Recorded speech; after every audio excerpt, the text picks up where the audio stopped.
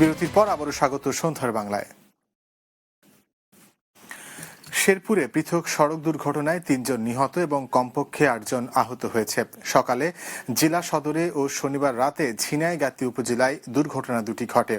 নিহতরা হলেন ঝিনাইগাতী উপজেলার ঘাগড়া কুবিরাজপাড়া গ্রামের হাজী সাহেব আলী ও ঘাগড়া পটলপুর গ্রামের ফিরোজ মিয়া। বাকি একজনের পরিচয় জানাতে পারেনি পুলিশ। আহত ৬ জনকে ময়মনসিংহ মেডিকেল কলেজ হাসপাতালে ভর্তি করা হয়েছে। বাকি ২ জনকে পাঠানো হয়েছে শেরপুর সদর হাসপাতালে। পুলিশ জানায় সকাল 8:30টার দিকে মোটর সাইকেলে করে ৩ জন জামালপুর থেকে শেরপুরের দিকে যাচ্ছিলেন। পথে সদর উপজেলার কুসুমহাটি এলাকায় একটি বাইসাইকেলকে পাশ কাটাতে গিয়ে চালক নিয়ন্ত্রণ হারালে রাস্তায় ছিটকে পড়েন তারা। এ সময় বিপরীত দিক থেকে আসা একটি প্রাইভেট কার তাদের চাপা দিলে ঘটনাস্থলে একজন নিহত ও ২ জন আহত হয়। এর আগে শনিবার রাত ৮টার দিকে ঝিনাইগাতী উপজেলার তেঁতুলতলা এলাকায় একটি অটোরিকশা ও প্রাইভেট কারের মুখোমুখি সংঘর্ষে ২ জনের মৃত্যু হয় বলে পুলিশ নিশ্চিত করেছে।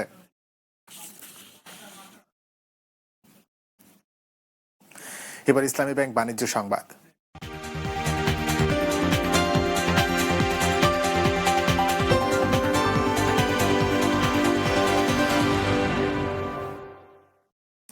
এবার কুড়িগ্রামেও কোরবানির পশুর চামড়ার বাজার মন্দা।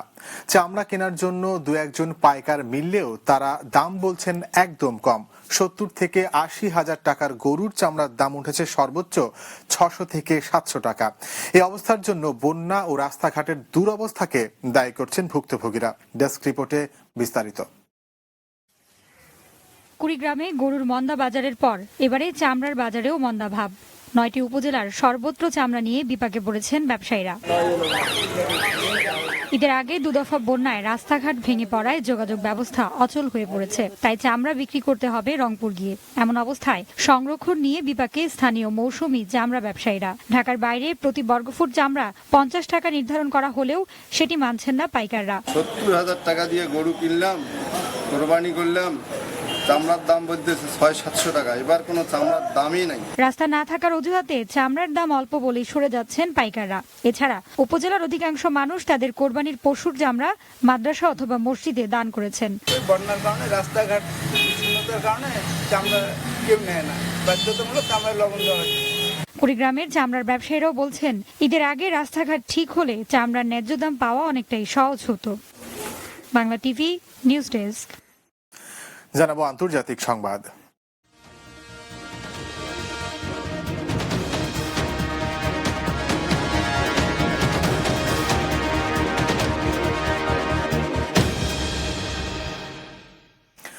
কয়েকজন মন্ত্রীর পদত্যাগের পর ভারতের কেন্দ্রীয় মন্ত্রিসভায় নতুন করে ৯ মন্ত্রী যোগ দিয়েছেন। আজ সকাল 10:30টার দিকে রাষ্ট্রপতি ভবনে তারা শপথ নিয়েছেন। নতুন এ মন্ত্রীরা হলেন বিহারের বিজেপি সাংসদ অশ্বিনী কুমার চৌবে, মধ্যপ্রদেশের সাংসদ বীরেন্দ্র কুমার, উত্তরপ্রদেশের রাজ্যসভার সাংসদ শিব প্রতাপ শুক্লা, লোকসভার সাংসদ রাজকুমার সিং, অনন্ত কুমার হেজ, সাবেক কূটনীতিক হরদীপ সিং পুরী, সাবেক পুলিশ কর্মকর্তা সত্যপাল সিং, আলফন্স কান্নাথানাম ও যোধপুরের লোকসভার সাংসদ গজেন্দ্র সিং শেখাওয়াত। শপথ নিলেও তাদের পদ বন্টন করা হয়নি এখনো। এছাড়া মন্ত্রিসভায় আরও রদবদল হওয়ার সম্ভাবনা আছে। উত্তর কোরিয়া তাদের ৬ষ্ঠ পরমাণু অস্ত্রের পরীক্ষা চালিয়েছে বলে দাবি করেছে জাপান। এতে উত্তর কোরিয়ার উত্তর পূর্বাঞ্চলে কিলজু অঞ্চলে বড় ধরনের ভূকম্পন অনুভূত হয়। এদিকে হাইড্রোজেন বোমার সফল পরীক্ষা চালানোর দাবি করেছে উত্তর কোরিয়া। দেশটির দাবি, আগের চেয়ে ১০ গুণ শক্তিশালী এ বোমা আন্তঃমহাদেশীয় ক্ষেপণাস্ত্রে বহন করা যাবে। মার্কিন ভূতাত্ত্বিক জরিপ ইউএসজিএস এর মতে পরমাণু পরীক্ষার প্রভাবে উত্তর কোরিয়ার উপকূলীয় এলাকায় ৬.৩ মাত্রার ভূকম্পন হয়। উত্তর কোরিয়ার নেতা কিম জং উন ব্যাপক বিধ্বংসী এ মারণাস্ত্র পরিদর্শন করেছেন বলে দাবি করা হলেও তা কতটা সত্যি নিশ্চিত করে বলতে পারছে না কেউ। আন্তর্জাতিক বিশেষজ্ঞরা বলছেন উত্তর কোরিয়া অত্যাধুনিক পরমাণু অস্ত্র তৈরি করলেও তা বহনের জন্য উপযোগী ক্ষেপণাস্ত্র তৈরি করা সম্ভব হয়েছে কিনা তা পরিষ্কার নয়।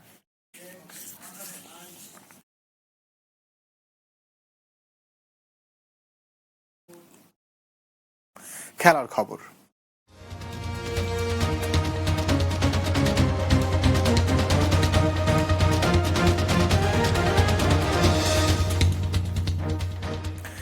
সিরিজের দ্বিতীয় শেষ টেস্টে কাল চট্টগ্রামে অস্ট্রেলিয়ার মুখোমুখি হবে স্বাগতিক বাংলাদেশ। নগরীর জহুর আহমেদ চৌধুরী স্টেডিয়ামে ম্যাচটি শুরু হবে সকাল 10টায়। দলপতি মুশফিকুর রহিম জানালেন, স্পিনিং উইকেটে নিজেদের সেরাটা খেলে সিরিজটায় জিততে চান তারা। অন্যদিকে সিরিজে সমতায় ফেরার প্রত্যয় অজি অধিনায়ক স্টিফেন স্মিথের। তবে প্রথম দিনের খেলাতে বৃষ্টি বাগড়া দেওয়ার শঙ্কা রয়েছে। বিস্তারিত গুলজার দীপুর রিপোর্টে। ঢাকার মিরপুরে সিরিজের প্রথম টেস্টে টাইগারদের স্পিন ভেলকিতে উপকাত হয়েছিলেন অজিরা।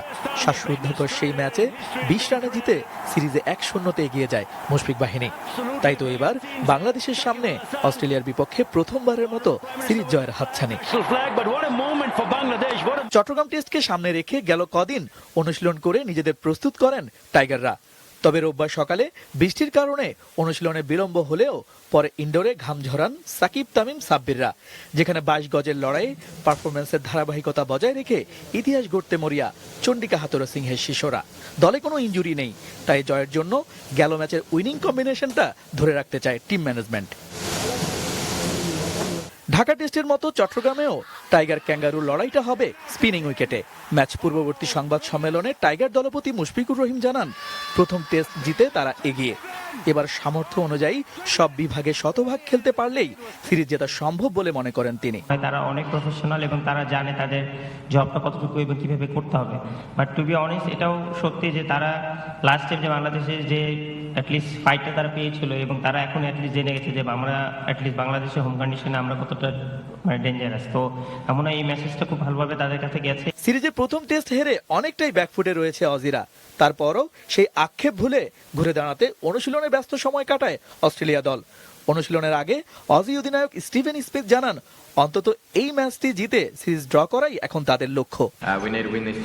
প্রথম টেস্টে আমাদের নিজেদের কাজ ঠিকমতো করতে পারিনি, তাই হারতে হয়েছে।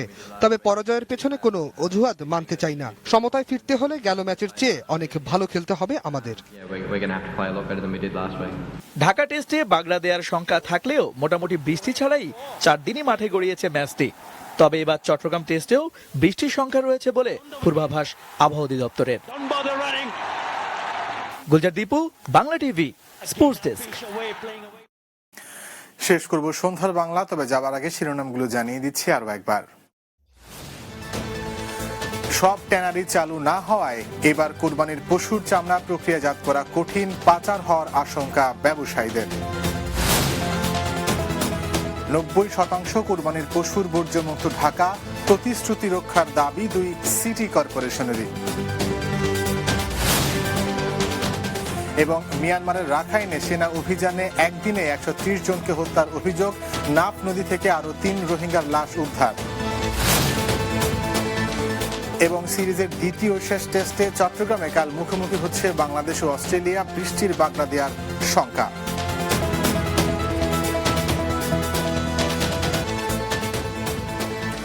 শেষ করছি সন্ধ্যার বাংলা। আমাদের পরবর্তী সংবাদ রাত 10টায় রাতের বাংলা দেখার আমন্ত্রণ রইল। ধন্যবাদ সবাইকে আমাদের সঙ্গে থাকার জন্য।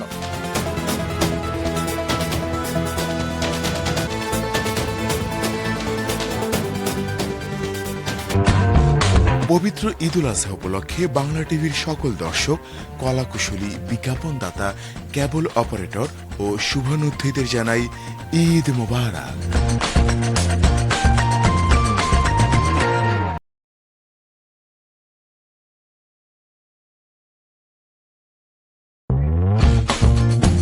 ঈদ মোবারক। পবিত্র ঈদুল আজহা উপলক্ষে 3 দিন ব্যাপী